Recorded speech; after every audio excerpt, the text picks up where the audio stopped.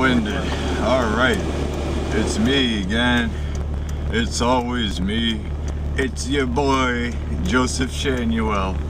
And I got this white rectangle around my face, so I'm perfectly in focus. I just hit the gym. I was just at the Gold's Gym. I was just over here. I had to shower over there because Northern Virginia is an inhospitable place for a homeless person. And I'm a bum right now. I ain't got no business being in none of these places. I'm just passing through. On my way to work, basically. Except I don't have to work for like 8 hours from now. It's funny, you know, I'm gonna get like less than 8 hours of sleep for it. I better be picky where I select where I sleep tonight. Hey, look, it's a protest. Look, what's wrong with these people? Oh yeah. Oh yeah. Well, saying like something about a classroom is like, I don't know anything about that. I don't have any firearms, so it doesn't apply to me. I'm probably ineligible for that, actually. I must go down to the spot, like where I'm probably gonna end up getting like some rest tonight. And I'm gonna sleep for free.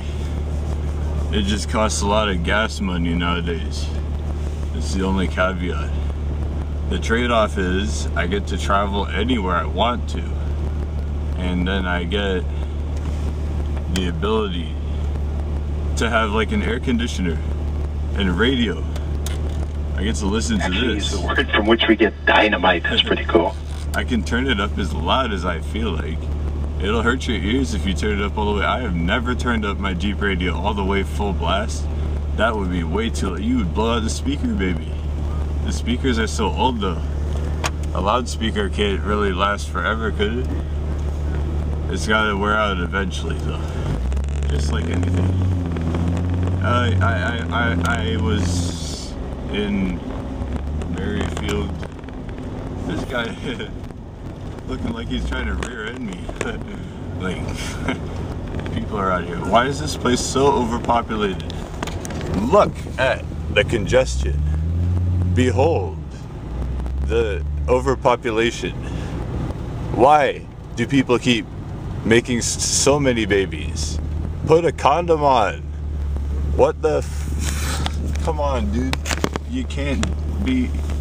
Why are you doing that though? You probably can't even afford to raise your kid. Well, this area is way too expensive. It's getting exponentially more pricey day by day now. It was unsustainable for me to stay here a long time ago. Basically, when I was born here, I would have already been financially disadvantaged, and I would have to rely on low-income housing and like all this. Well, I ain't do that yet. I'm gonna camp out for free and then head to the motel anytime I have to do my laundry in the bathtub. That's how I'm gonna be living. Anybody doesn't agree with that? Well, I've proven that it's definitely achievable. It makes perfect sense to do it. It's safe for me to be doing that rather than as opposed to being on the run every day of my life. And I am not even, like, I'm not on vacation anymore at all. I'm working. I have a full-time job still. I didn't quit it. I'm still gonna need to go there. Like, what am I supposed to do? Go back to the Target and stock the shelf overnight there? Be a cashier at the PetSmart? I can't be a cashier in general. Like if you look at all of these minimum wage cashier jobs all over the place, their manager doesn't give a damn about those people. In fact, they walk off and have meetings every hour in their secret little lunchroom. That's how it went. At that PetSmart in Tyson's Corner. I actually drove. I walked inside, visited it earlier this afternoon. Before I got to the gym, I went to Tyson's Corner just to walk in there and see what it looked like. Big, huge sign posted on the front of it. Now hiring in red, big, all caps font. And like, I walk in there, the manager is actually the only guy working in the place. He's the one being the cashier, he's the one bagging people fish, he's taking care of everything. Even if a dog pissed on the floor, he would have to go and mop it up, I bet. I've been working at that place for long enough to know. I was there for 2 years or something. It was a while though. 2018, I had to leave, like, sometime around in 2018, 2019, something like that. Oh, I'm so thirsty though.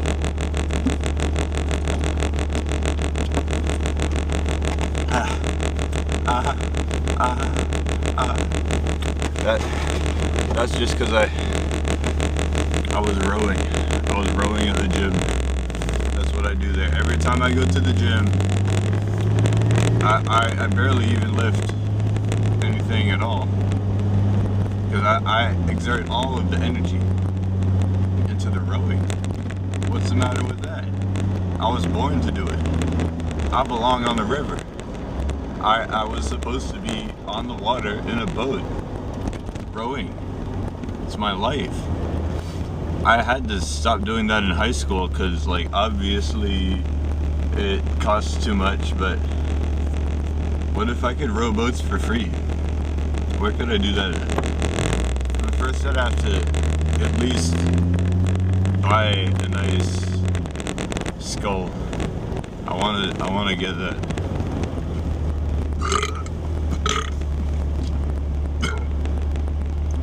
They make them plastic, fiberglass, pine. What else could you get? What kind of lumber can they treat to make a canoe or something? I don't want a canoe, I want a rowboat. It's a huge difference. Unbeknownst to many folk who are illiterate, like a canoe, you don't row with the oar. In the canoe, you push the water. You're not pulling on the oar. You drag the oar through the river. That's how a canoe works, I think. Then the rowboat, what a rowboat does, once you stick the oar in the water, it slices the water, chops it, just like a blade. That oar doesn't even move. As soon as it hits the water, it stays there. If you're rowing properly, if the stroke is correct. Like, then the shaft of the oar, it acts as a lever. You got a fulcrum on that rowboat. It's called the gun whale, or whatever they call it. They had another name.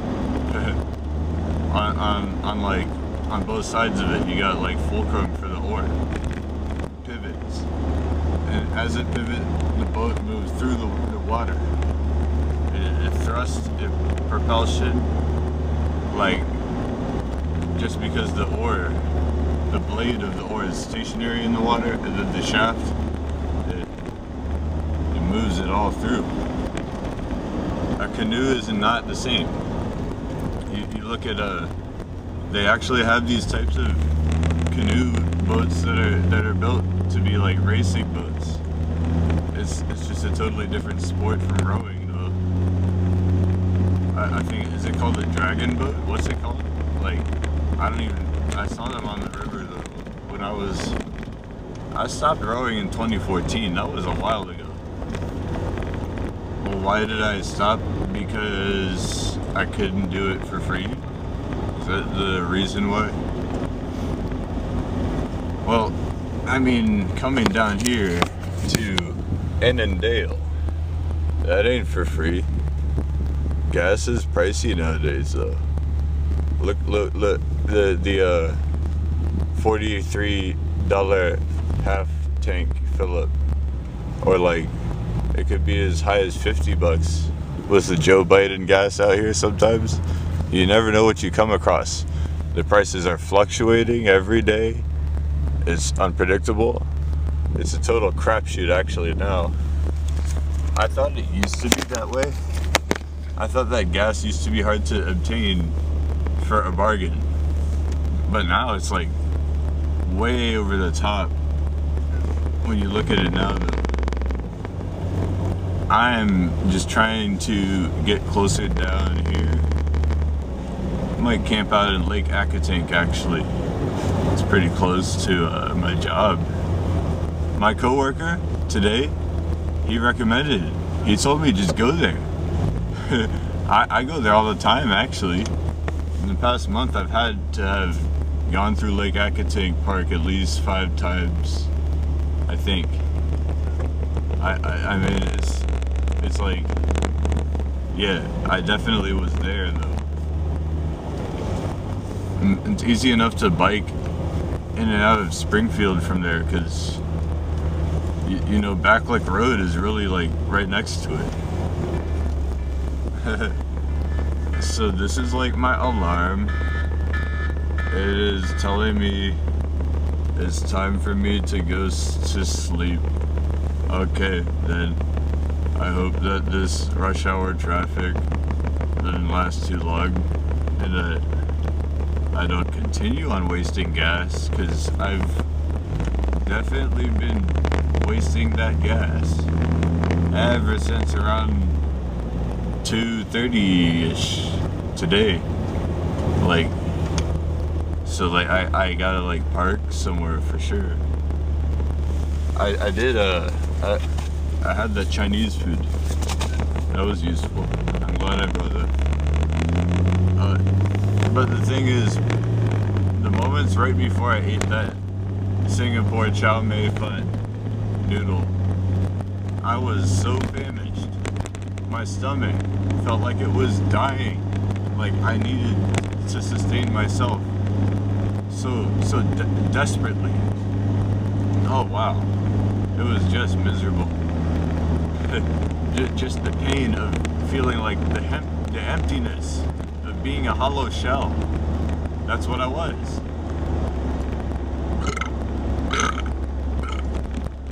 And then afterward, I get lots of acidity. It builds up in my esophagus, and then I feel the need to release the pressure because my stomach is always boiling after I have a big meal. I don't know what's up with that.